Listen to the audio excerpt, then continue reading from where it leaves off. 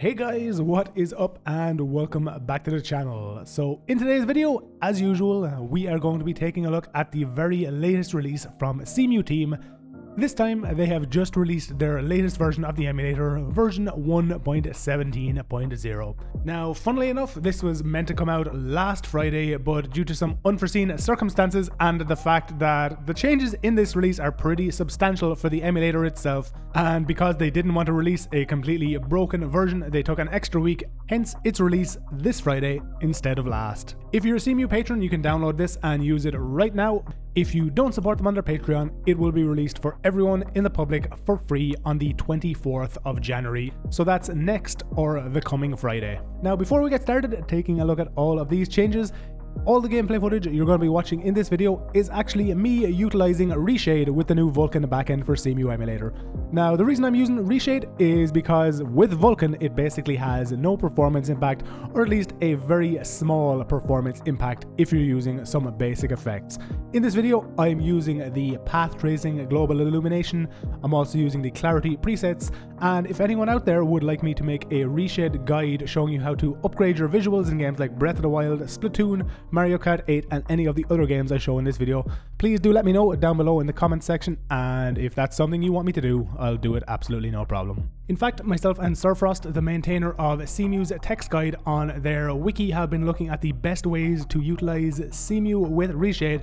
So if using shader effects like path tracing, ray tracing, MXAO and all of the other really cool and interesting effects is something that would interest you, just let me know down below and I'll make a guide for you absolutely no problem at all. Okay, so let's jump straight into it now and take a look at all of these new changes. First up, we have seen a brand new graphics pack version and revision, having only just received the version 4 graphics packs a few months ago with Vulcan compatibility.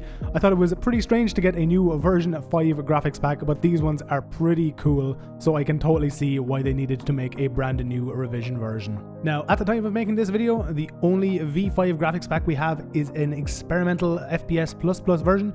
You can see we have it right here, FPS++ Dynamic All-in-One. The most interesting thing about version 5 graphics packs is the fact that when I select this drop-down window, I can select Custom, and all the different options present for FPS++ are right here in one singular graphics pack. So we have our performance fence, our frames averaged, and then frame limiting all in one graphics pack, meaning you can just turn on one singular graphics pack instead of having to turn on 4 like we would previously have to do. All you have to do now is just turn on your one FPS++ dynamic all-in-one, turn on your NPC stutter fix, which is for when you turn off GX2 draw done, and then you're just good to go in game.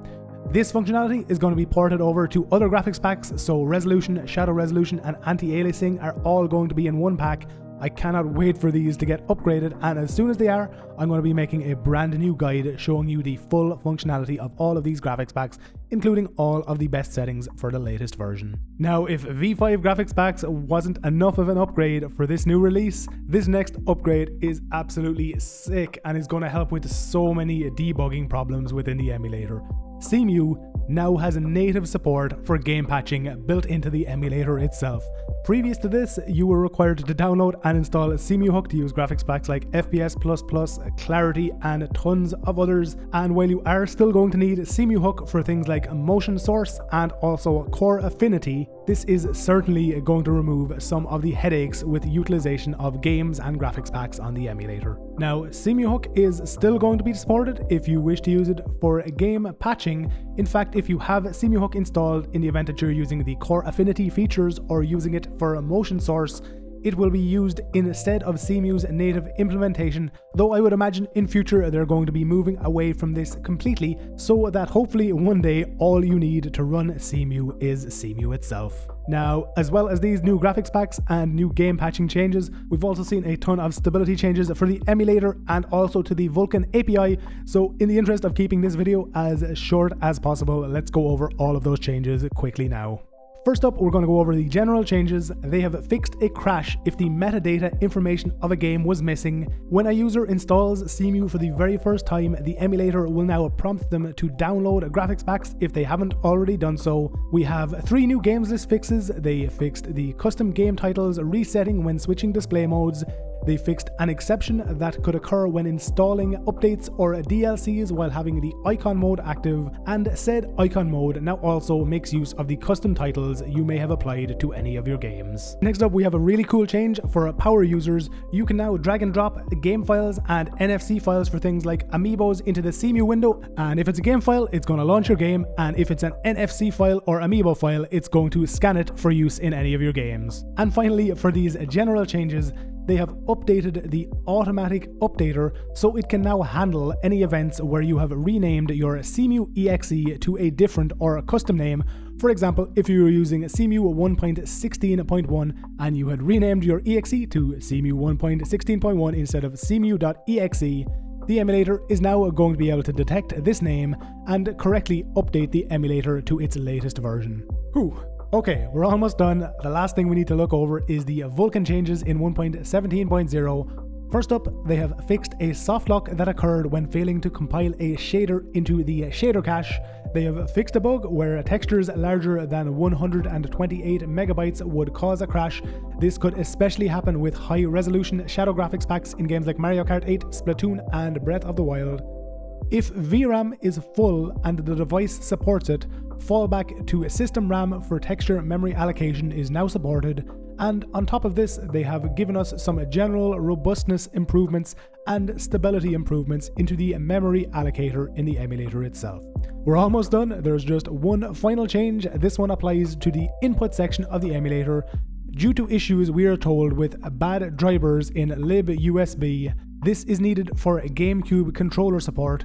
This is only going to be loaded when the GameCube controller API itself is selected. So there we have it, guys and girls, all the changes in Cemu 1.17.0. And I think we can all agree that there are some pretty cool and substantial ones included. As I said at the start of the video, this update goes live for everyone in the public on the 24th of January, that's next Friday, and if you're already a Cemu patron, you can download and utilize this update right now.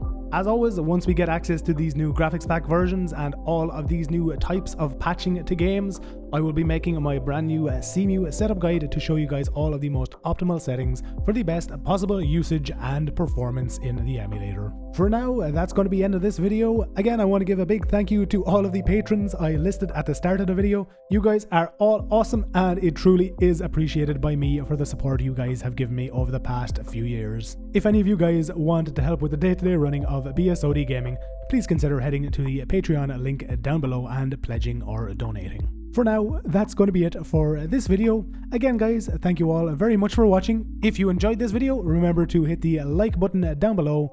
If you enjoy these kinds of videos, remember to subscribe to my channel, and if you're already subscribed, please hit the bell icon so that you get notified as soon as I make any new video uploads.